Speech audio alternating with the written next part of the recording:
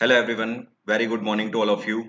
तो चलिए आज 3 अक्टूबर 2020 के इम्पोर्टेंट करंट अफेयर के साथ दिन की शुरुआत करते हैं। आज के इस वीडियो में हम लोग 3 अक्टूबर 2020 के इम्पोर्टेंट करंट अफेयर सभी कवर करेंगे। साथ में वीडियो के डिस्क्रिप्शन में पीडीएफ आपको मिल जाएगी। पीडीएफ का डायरेक्ट लिंक मैंने दे रखा है, वहां से आप आज के करंट अफेयर के सभी पीडीएफ डाउनलोड कर सकते हो। जो भी पीडीएफ है उसमें आंसर के साथ मैंने पीडीएफ अटैच करी हुई है, उसको आप जरूर डाउनलोड कर लें। साथ में ऐसे एस्पिरेंट जो कि मेरे टेलीग्राम चैनल से जुड़ना चाहते हैं, उसका लिंक भी मैंने वीडियो के डिस्क्रिप्शन में दिया हुआ है। आप वहां से फ्री ऑफ कॉस्ट मेरे टेलीग्राम चैनल पर भी जुड़ सकते हो, जहां से आपको फ्री ऑफ कॉस्ट सभी पीडीएफ मिल जाएंगी और साथ ही साथ आप जीएस पर डिस्कशन भी कर सकते हो। चलिए शुरू करते हैं आज के करंट अफेयर।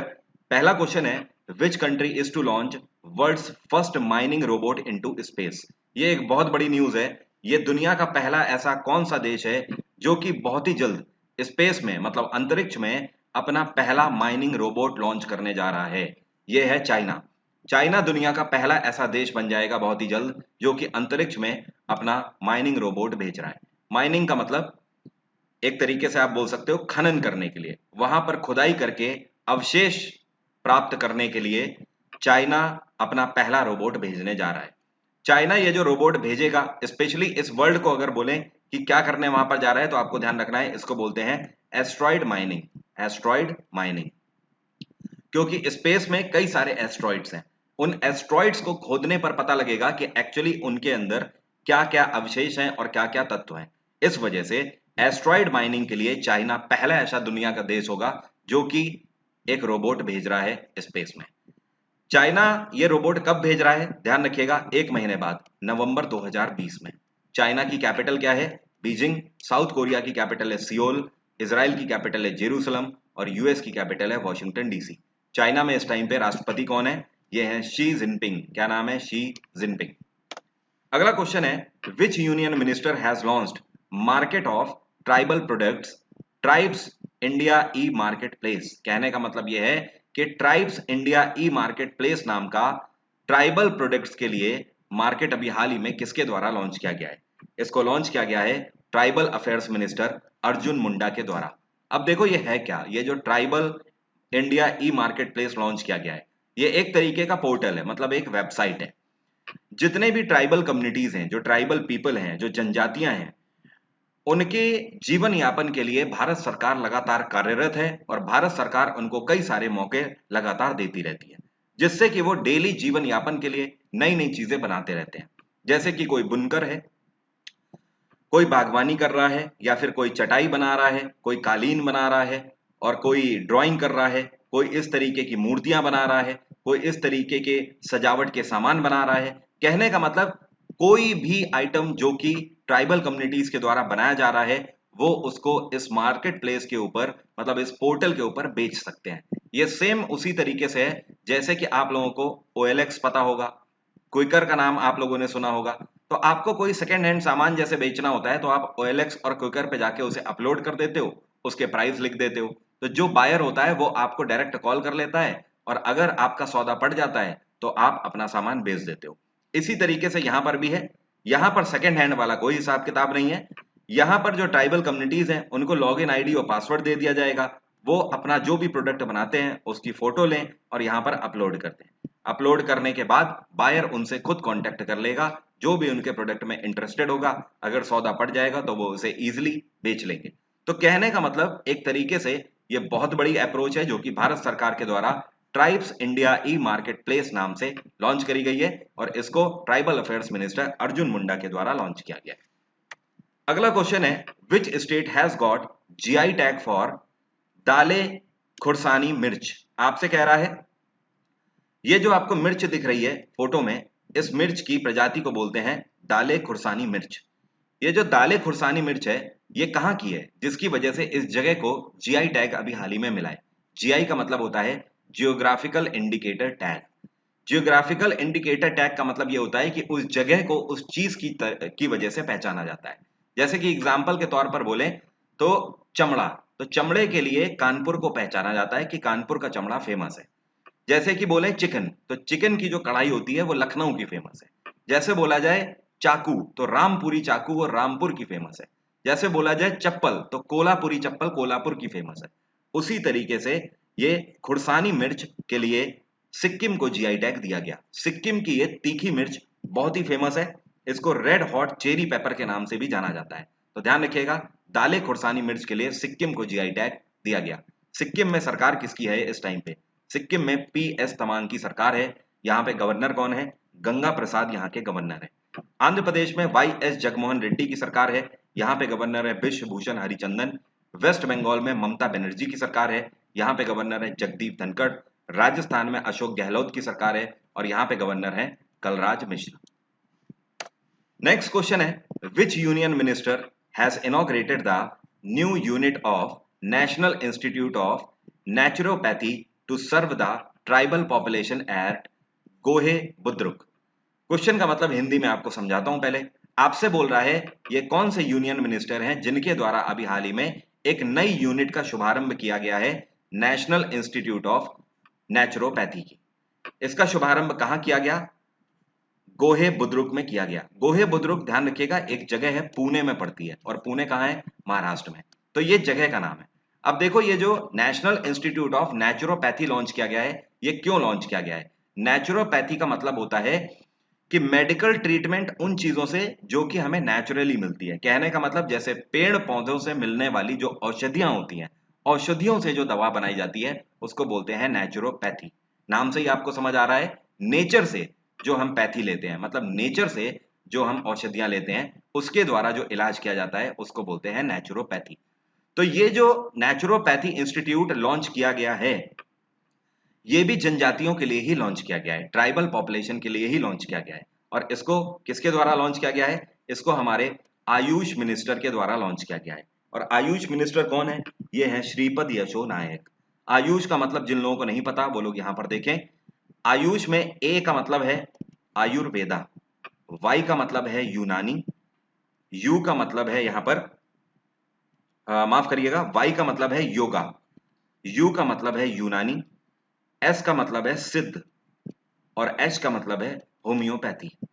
तो आयुष का मतलब यह है, आयुष मंत्रालय का गठन इसीलिए किया गया है कि भारत सरकार एलोपैथी दवाओं को पछाड़कर इस तरीके की होम्योपैथी और आयुर्वेदा दवाओं पर भारत का संचालन करना चाहती है। भारत सरकार इसको लगातार प्रमोट करने की ओर अग्रसर है। भारत सरकार का कहना है कि हम लोगों को एलोपैथी दवाओं का कम से कम यूज करना है जिसके साइड इफेक्ट्स भी होते हैं, और इस तरीके की आयुर्वेदा और होम्योपैथी औषधियों का यूज ज्यादा करना है दिन प्रतिदिन। तो श्रीपद यशो नायक के द्वारा नेशनल इंस्टीट्यूट ऑफ नेचुरोपैथी का शुभारंभ किया गया ट्राइबल कम्युनिटीज के लिए। नेक्स्ट क्वेश्चन है, we celebrated which birth anniversary of Shri Lal Bahadur Shastri. Shri Lal Bahadur Shastri जो कि भारत के दूसरे प्रधानमंत्री थे, इनकी अभी हाल ही में कौन सी बर्थ एनिवर्सरी मनाई गई?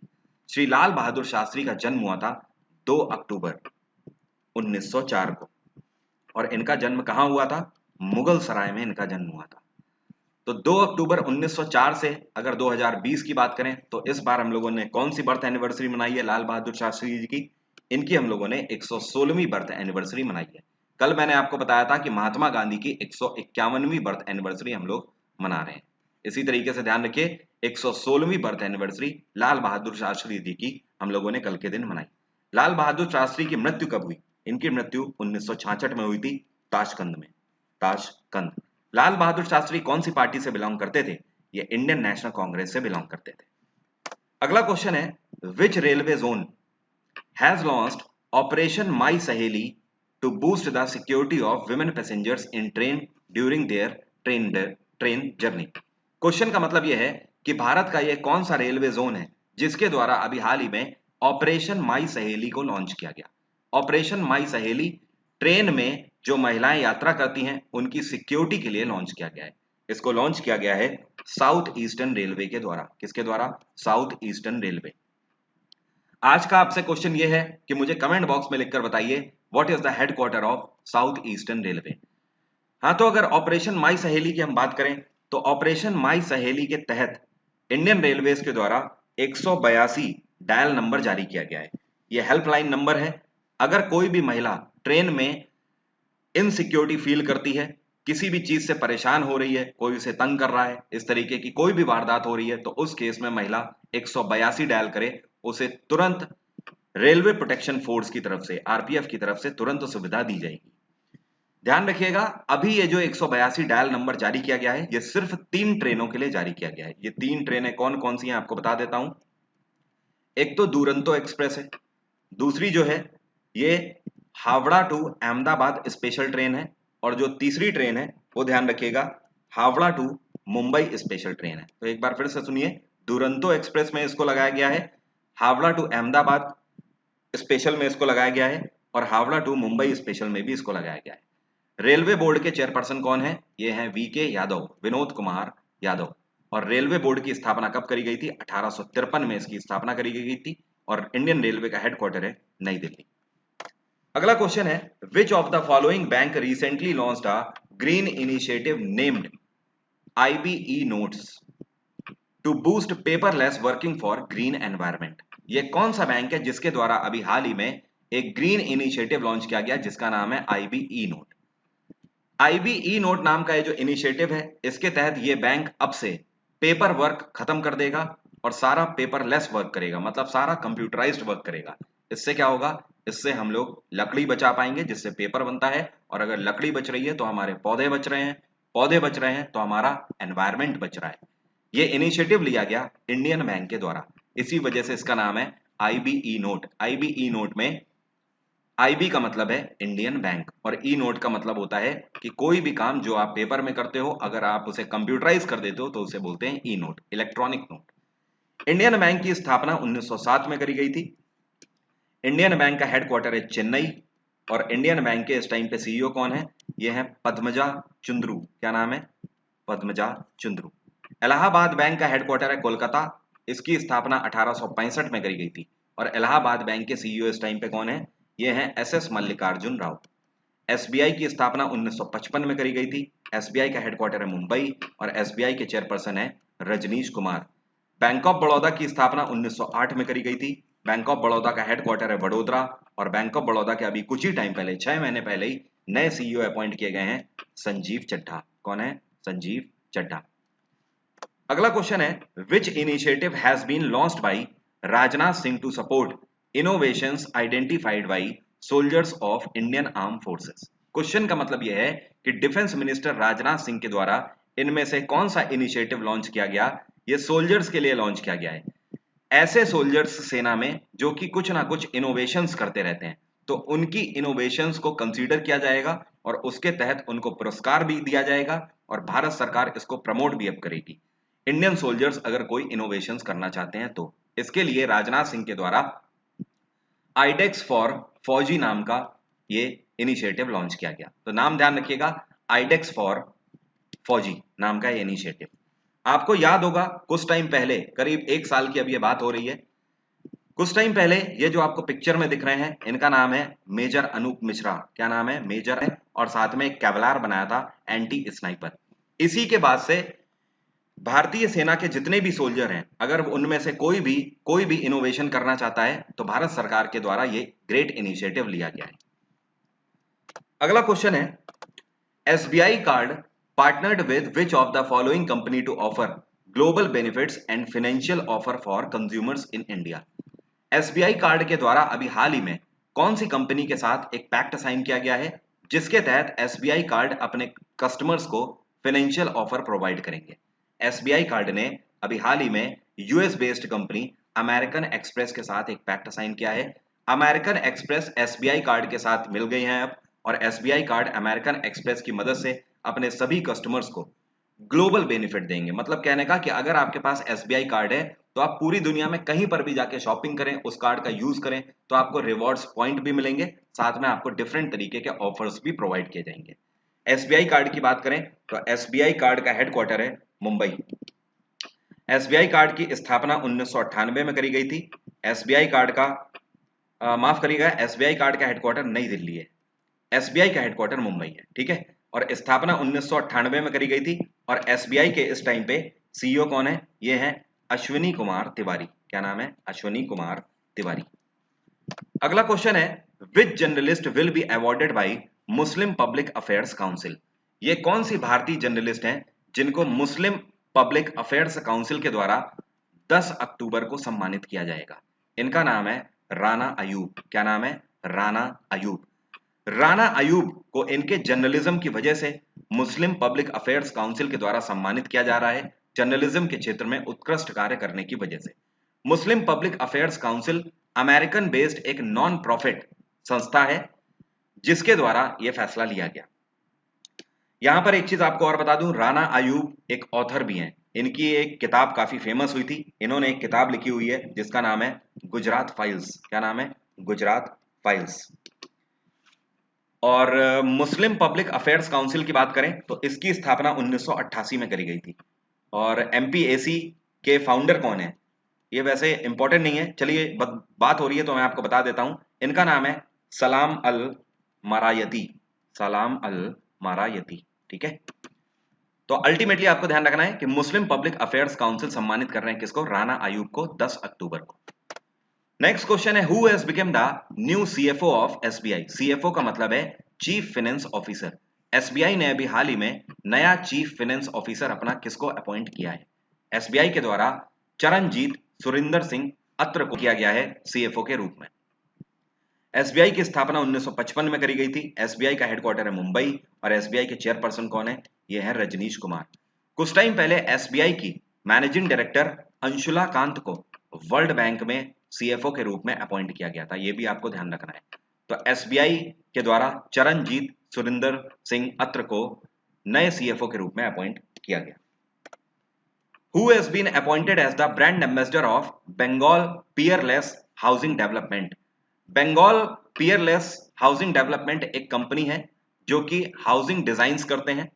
इनके द्वारा अभी हाल ही में नया ब्रांड एम्बेसडर अपना किसको अपॉइंट किया गया है? तो इन्होंने नए ब्रांड एम्बेसडर के रूप में दादा को अपॉइंट किया, मतलब सौरभ गांगुली को अपॉइंट किया। तो third one is the correct answer. Bengal peerless housing development Kolkata की कंपनी है। नेक्स्ट क्वेश्चन है, which state has become first to done 1 crore plus corona virus test. यह भारत का कौन सा ऐसा राज्य है जो कि पहला ऐसा राज्य बन गया है जिसने 1 करोड़ से भी ज्यादा कोरोना वायरस टेस्ट कंप्लीट कर लिए हैं? यह है योगी आदित्यनाथ की सरकार। उत्तर प्रदेश सरकार भारत की पहली ऐसी राज्य सरकार बन गई है जिन्होंने 1 करोड़ से भी ज्यादा लोगों के कोरोना वायरस टेस्ट कंप्लीट कर लिए हैं। उत्तर प्रदेश में योगी आदित्यनाथ की सरकार है, कर्नाटक में BS येदियुरप्पा की सरकार है, राजस्थान में अशोक गहलोत की सरकार है, उड़ीसा में नवीन पटनायक की सरकार है। उत्तर प्रदेश में गवर्नर कौन है? आनंदीबेन पटेल। कर्नाटक में गवर्नर है वजूभाई वाला। राजस्थान में गवर्नर है कलराज मिश्र और उड़ीसा में गवर्नर है गणेशी लाल।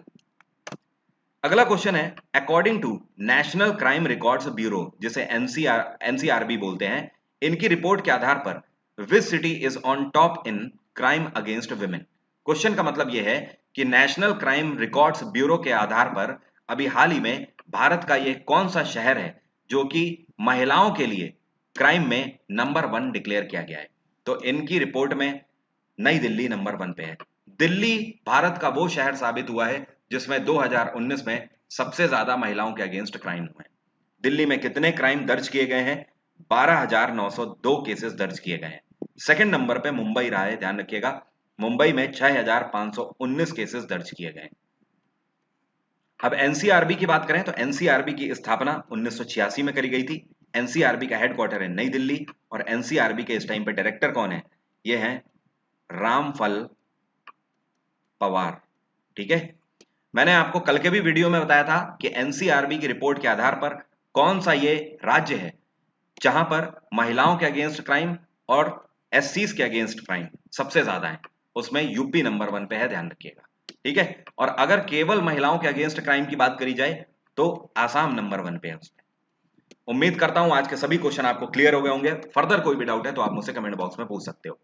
आज की जो क्लासेस हैं वो मैंने यहां पर एनरोल कर दी हैं, उस पे जाके सेट रिमाइंडर का ऑप्शन सेट कर लीजिए ताकि आप आज की सभी क्लासेस अटेंड कर पाएं। आज की classes as usual important classes हैं, बिल्कुल भी मत छोड़िएगा। और आप में से न्यू स्टूडेंट जो कि मेरे साथ जुड़ रहे हो उन सभी को मैं बता दूं, ल्यूसेंट का मेरा क्रैश कोर्स चल रहा है जिसमें मैं 1500 एमसीक्यूज बैक टू बैक आपके कवर करा रहा हूं, जिसमें से 8 क्लासेस आपकी हो चुकी हैं, 800 एमसीक्यूज में करा चुका हूं, 7 क्लासेस अभी बाकी हैं।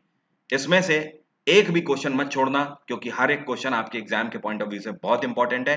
अगर इसको आप छोड़ते हो तो इतना मान लीजिए कि बस ये वही बात हो जाएगी कि हाथ को आया पर मुंह ना लगा। तो जाहिर सी बात है कंटेंट मैं आपको दे रहा हूं, उस कंटेंट का फायदा उठाना आपका काम है। आज की बात यहीं तक। Bye bye, take care, have a nice day और आपका दिन मंगलमय हो।